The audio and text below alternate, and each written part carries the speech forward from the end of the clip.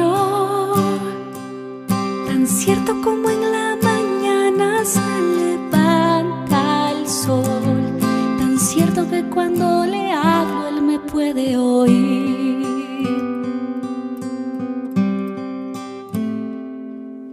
Dios está aquí, tan cierto como el aire que respiro, tan cierto como en la mañana se levanta el sol, tan cierto que cuando le hablo él me puede oír. Estás aquí, Señor, estás aquí, Señor, estás aquí, te puedo sentir, siempre estás aquí, estás aquí, Señor, estás aquí, Señor, estás aquí, te puedo sentir, siempre estás aquí.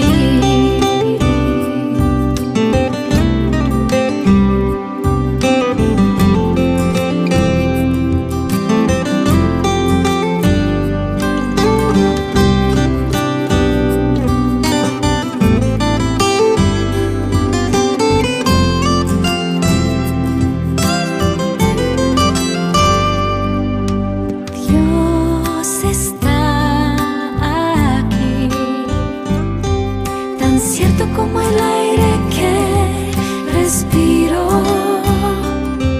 tan cierto como en la mañana se levanta el sol, tan cierto que cuando le hablo él me puede oír.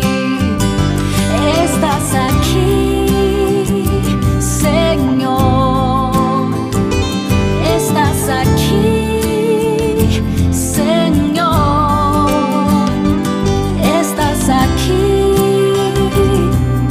te puedo sentir, siempre estás aquí, estás aquí, Señor, estás aquí, Señor,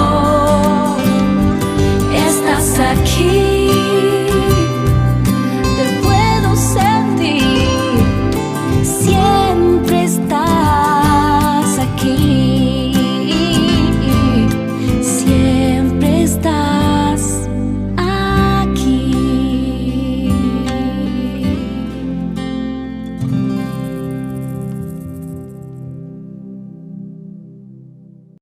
¿Alguna vez le han preguntado a usted o le han dicho, usted que es cristiano, dígame, ¿por qué el Señor ha dicho que Él viene pronto y ha pasado muchos años y Jesús no ha venido? Fíjense que cuando uno ve el corazón de Dios, como lo expresa el apóstol Pedro en su segunda epístola, capítulo 3, versículo 9, que dice que muchos tienen la venida del Señor por tardanza, como que Él lo que prometió no lo fuera a cumplir. Pero dice su palabra que Él no quiere que nadie se pierda, sino que todos se arrepientan. Lo que Dios quiere es que todos, absolutamente todos, seamos salvos. Entonces, si el Señor se ha tardado, es porque sabe que hay oportunidad para el mundo entero. La visión que Dios le dio a sus discípulos antes de partir fue esto: quédense en Jerusalén y recibirán poder cuando venga sobre vosotros el Espíritu Santo, y me seréis testigos en toda Jerusalén, Judea, Samaria, hasta lo último de la tierra. ¿En qué momento nosotros nos centralizamos quizás en las señales? Son bonitas las señales. Es precioso cuando usted ve a un enfermo que es sanado. Es precioso cuando vemos a una persona que es levantada de una crisis. Y prácticamente nosotros ponemos nuestra mirada en las circunstancias. Probablemente usted y yo estamos ahora compenetrados en lo que está pasando a nivel mundial con respecto a la pandemia. Nuestra mirada está en esto que está sucediendo. Pero se nos olvida la estrategia y la visión de Dios, el propósito por el cual nosotros estamos en esta tierra. El Señor le dijo claramente a los discípulos: ustedes van a recibir poder. No le pongan mucho énfasis a los dones que Dios va a dar. El don de sanidad, el don de milagros, el don de hablar en lenguas, el don de profecía, sino que lo importante son las personas. Al Señor lo que más le interesa es que nadie se pierda, sino que todos procedan al arrepentimiento. Hoy quiero hablarles de una estrategia divina que está aquí en la palabra de Dios, y ahora que nos toca el capítulo 8 del libro de los Hechos, note lo importante que dice el versículo 1. Y Saulo consentía en su muerte, refiriéndose a Esteban. En aquel día hubo una gran persecución contra la iglesia que estaba en Jerusalén, y todos fueron esparcidos por las tierras de Judea y de Samaria, salvo los apóstoles. Interesante. Ellos estaban ya acomodados, estaban contentos. Recuérdense que en el capítulo 6 se estaba hablando de los diáconos. En el capítulo 7 se habla de la muerte del primer diácono, de Esteban. Y ahora encontramos nosotros a Felipe más adelante. Pero dice la palabra del Señor que Dios permitió una gran persecución. Vino persecución a la iglesia y todos fueron esparcidos. ¿Por qué? Porque perdieron la visión. ¿Por qué vienen las persecuciones? ¿Por qué vienen los problemas? No es culpa de Dios. Hemos perdido el enfoque de lo que significa iglesia. La palabra iglesia viene de eclesia, que quiere decir hacia afuera. Y nos hemos compenetrado nosotros estar encerrados en cuatro paredes. Claro, es lindo alabar a Dios, ir al templo, a glorificar su nombre. Es precioso, pero que no se nos olvide la visión. La visión, dice la palabra de Dios, van a recibir poder cuando venga sobre nosotros el Espíritu Santo y me seréis testigos. La señal más clara que tengo el Espíritu Santo dentro de mí es que yo voy a ser testigo de que Cristo es la solución para este mundo. Entonces los discípulos y las personas que estaban ahí no habían tomado la visión tan clara, pero el Señor es estratégico. Si alguien es excelente en estrategias, es nuestro Padre Celestial. Fíjense que yo nunca me hubiera atrevido a predicar en Facebook, y mucho menos en YouTube y en las redes. Aunque usted no lo crea, a veces me pongo nervioso y tantas cosas pasan en mi mente, porque no mucho era yo adaptado a este sistema. Pero cuando vino esta situación, dije, la iglesia tiene que seguir escuchando el mensaje. Entonces el Señor viene y le da una sacudida a su pueblo que ha perdido la visión, aunque nos duela. Eso es cierto, se perdió la visión. Y aquí en el capítulo 8 vamos a encontrar los primeros pasos de una estrategia divina. Dice que el Señor viene y saca a su pueblo de Jerusalén y su palabra se cumple. Si Dios lo ha llamado a algo y usted está acomodado, no le garantizo mayor satisfacción. Es importante que reflexionemos y Dios quiere que usted sea un testigo en su trabajo, en su casa, en la escuela, en la universidad, donde quiera que estemos, que no se nos olvide que somos pescadores y pescadores de hombres. Recuérdense que Jesús les dijo, desde ahora ustedes serán pescadores de hombres, se lo dijo a sus discípulos. La visión está clara, la visión de Dios es una. A veces cuando llegamos a diferentes iglesias dice, esta es nuestra visión. No, la visión viene de Dios, la visión no viene del hombre. La visión universal, divina, es que nadie se pierda. Dios quiere que todo el mundo sea salvo. Dice su palabra en San Juan 3:16, porque de tal manera amó Dios al mundo, que dio a su único Hijo, para que todo aquel que en Él cree no se pierda, mas tenga vida eterna. El amor de Dios fue derramado a través de nuestro Señor Jesucristo, para que todos, absolutamente todos que crean en Él, no se pierdan. Esa es la visión. Ahora vamos a encontrar aquí dos personajes que a mí me llaman mucho la atención. En el capítulo 8 En primer lugar dice que Felipe va a predicar a Samaria, pero dice que los que fueron esparcidos iban por todas partes anunciando el evangelio. Dice la palabra que fueron esparcidos, fueron sacados, hubo una persecución, el Señor se encargó. No fue Saulo de Tarso, no fueron los religiosos de aquel tiempo, fue el Señor que permitió esto para que el evangelio se extendiera. Esta pandemia no vino por los chinos, esta pandemia no vino por ningún país, esta pandemia Dios la permitió porque como iglesia de Jesucristo hemos perdido la visión. Se nos ha olvidado que hay personas que en un instante pueden escuchar este mensaje y pueden tener la oportunidad de cambiar su vida. Y dice la palabra del Señor: entonces Felipe, descendiendo a la ciudad de Samaria, les predicaba a Cristo. El Señor les dijo: me van a ser testigos en Jerusalén, en Judea, en Samaria y hasta lo último de la tierra. La palabra de Dios la vamos a cumplir, porque sus propósitos se cumplen en nuestra vida. Él no cambia. Entonces, sintámonos privilegiados que el Señor ha puesto en nuestras manos al mundo entero para que prediquemos su palabra, ser testigos de lo que ha hecho en nuestra vida.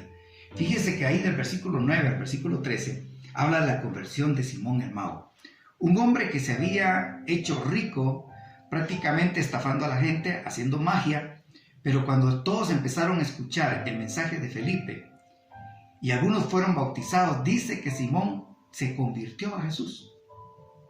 Pero cuando vio que el Espíritu Santo era derramado por la imposición de las manos de los apóstoles, porque cuando empezaron a escuchar las noticias de lo que Dios estaba haciendo en Samaria, mandaron al apóstol Pedro y al apóstol Juan para que ellos vinieran a apoyar ese ministerio.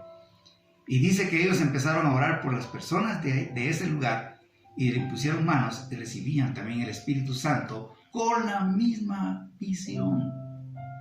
Por favor, no pensemos mucho en el don, porque el don es un regalo de Dios y el Espíritu Santo lo da a quien Él quiere. Eso viene del Señor. Pero la mayor satisfacción que cuando nosotros seamos llenos del Espíritu Santo, en nuestro corazón arda la pasión por predicar el Evangelio, porque muchos nos escuchan. Quizás usted sea como yo, un poquito nervioso, quizás algunas veces puede tartamudear, pero no importa. Predique la palabra. De todos modos, quien lo va a utilizar es el Señor. Él es el que hace los cambios, las transformaciones, pero por una palabra alguien se puede salvar. Y dice que este personaje, Simón el Mago, cuando vio que recibían el Espíritu Santo y las señales que tenían, les ofreció dinero a los discípulos. Esto lo vemos en la historia. ¿A quiénes buscaban a Jesús? Por dinero. Por dinero. ¿Se recuerdan ustedes de que uno de sus discípulos, incluso el que lo entregó, lo hizo desde un principio pensando en finanzas, pensando en dinero? Hay de todo. Pero no por eso vamos a dejar de predicar la palabra del Señor. Y mire qué interesante, dice en el versículo 20, entonces Pedro le dijo: tu dinero perezca contigo, porque has pensado que el don de Dios se obtiene con dinero.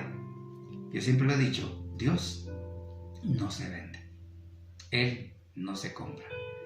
El Señor es gratuito, la gracia es gratuita, la salvación es gratuita, el Evangelio es gratuito. El Evangelio es un poder de Dios que viene de Él para salvación a todos. Pero más adelante encontramos otro personaje muy distinto. Dice en el versículo 26, un ángel del Señor habló a Felipe diciendo: levántate y ve hacia el sur por el camino que desciende de Jerusalén a Gaza, el cual es desierto. Entonces él se levantó y fue. Y sucedió que un etíope, eunuco, funcionario de Candace, reina de los etíopes, el cual estaba sobre todos sus tesoros, y habiendo venido a Jerusalén para adorar. Había una persona que no era judía, pero venía a adorar a Jerusalén, a Dios. Mira hasta dónde había llegado el Evangelio. Y dice que este hombre, cuando estaba ahí, iba en su carro, ¿verdad? Entonces el Espíritu le dice a Felipe: acércate al carro. Y encontró que este personaje estaba leyendo las Escrituras. Y aquel pasaje de Isaías 53, ¿verdad? Que como oveja fue llevado al matadero y no abrió su boca. Entonces viene Felipe, ¿verdad? Y dice, y viendo por el camino llegaron a cierta agua, y dijo el eunuco, aquí hay agua. ¿Qué impide que yo sea bautizado? Después de que Felipe le presenta el plan de salvación y le da testimonio de Jesús, viene el etíope y dice, aquí hay agua. ¿Qué impide que yo sea bautizado? Felipe dijo, si crees de todo corazón, bien puedes. Y respondiendo dijo, creo que Jesucristo es el Hijo de Dios. ¡Hala, mire qué lindo! Ahora, yo no quiero descentralizar. No quiero hablar tanto de Simón el mago ni del etíope, sino de la visión. De la visión. La visión era que ellos tenían que salir de ahí. Mire cuántas personas necesitadas hay afuera. Yo quiero compartirles a ustedes algo que de veras me da un poquito de vergüenza, pero es una gran verdad y no lo puedo dejar pasar por alto. Pero muchas veces el Espíritu Santo me decía que yo fuera a predicar al hospital. Y créanme, no sé por qué a mí no me gustaba ir al hospital. Y siempre evadía esa responsabilidad de ir al hospital. Pero estando como pastor de una iglesia, el Señor permitió que yo tuviera un accidente. Entonces yo estuve hospitalizado por mucho tiempo y tuve que ir al hospital casi por un año a rehabilitación. ¿Por qué? Porque me había deshecho el codo de mi brazo izquierdo, me tuvieron que operar la boca, me desvié el tabique nasal y estando ahí en rehabilitación, créame, yo tuve la oportunidad de hablarle a todas esas personas de Cristo. Y yo me ponía a llorar porque decía, el Señor me dijo muchas veces que yo viniera al hospital y yo no lo hice. Entonces ahora el Señor me manda al hospital. Él mandó una persecución en mi estado físico. Permitió que yo tuviera ese accidente para poder ir a predicar su palabra. No permitamos eso. Pensemos en los lugares, en los campos blancos. Porque si usted va a lugares donde los campos están verdes, el fruto está verde, podemos sacudir el árbol y no se cae. Pero el Señor dijo, miren los campos que ya están blancos. Es el tiempo de la cosecha. Hermanos, los que me están escuchando en el amor del Señor, probablemente dices, qué bonito lo de Felipe, el etíope, qué impactante lo que hizo Simón, ¿verdad? Porque impactó a los discípulos viendo que él no estaba viendo un plan de salvación, sino un plan de finanzas. Hay quienes buscan a Dios por dinero, pero hay otros que lo buscan como el etíope, porque tienen sed de Él, tienen hambre de Él y escudriñan su palabra. Pero Dios lo está utilizando a usted y a mí para que no nos quedemos callados. Quiero terminar con este pensamiento de un cántico que Dios inspiró a un gran ministro de Dios, adorador, alabador, que dijo, enciende una luz, déjala brillar. La luz de Jesús que brilla en todo lugar. No se puede esconder. No te puedes callar ante tal necesidad. Enciende una luz. Padre, gracias te doy por un día más. Señor, gracias porque a través de todo esto que ha pasado a nivel mundial, Señor, tú has sacudido a tu iglesia y nos has enseñado, Señor, que no podemos quedarnos callados. Tenemos que brillar. No nos podemos esconder, Señor, ante tanta necesidad. A veces nos quejamos de delincuencia, de que hay mucha drogadicción, mucha extorsión, pero no hemos sido capaces de llevarles el Evangelio. Señor, que a través de este mensaje redarguya nuestro corazón, mi Dios, de aquellos, Padre Santo, que probablemente se alejaron de ti y que ahora tú lo estás llamando a un reencuentro contigo. Señor, gracias, porque creemos de que tú permitiste esa gran persecución a tu pueblo en Jerusalén para que cumplieran tu visión de ir por todo el mundo y predicar el Evangelio.